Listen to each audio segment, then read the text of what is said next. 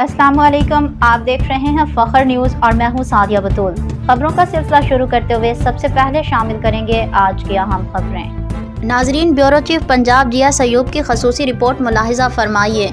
LOC छम sector के गांव बराला छप्पड़ में सिविल मिलिट्री इश्तराक से फ्री मेडिकल कैंप का इनेकाद किया गया। तफसीलात के मुताबिक पाक फौज के अवामी खिदमत के मिशन के तहत 4 मेडिकल बटालियन और 66 ब्रिगेड के ज़रिए एहतमाम 23 अप्रैल 2026 को हाजी अब्दुल अजीज़ गवर्नमेंट प्राइमरी स्कूल बराला छप्पड़ में एक रोज़ा फ्री मेडिकल कैंप का कामयाब इनेकाद किया गया।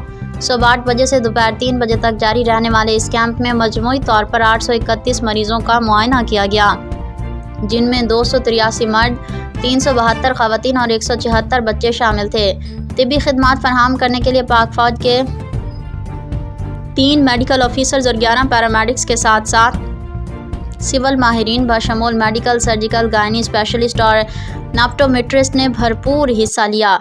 कैंप में मरीजों को न सिर्फ मुफ्त मशवरा और अद्वियात फराहम की गई, बल्कि 452 अफराद का ब्लड प्रेशर, 74 का शुगर टेस्ट और दर्जनों मरीजों के हेपेटाइटिस, कोलेस्ट्रोल, ECG और पेशाब के टेस्ट भी मौका पर किए गए।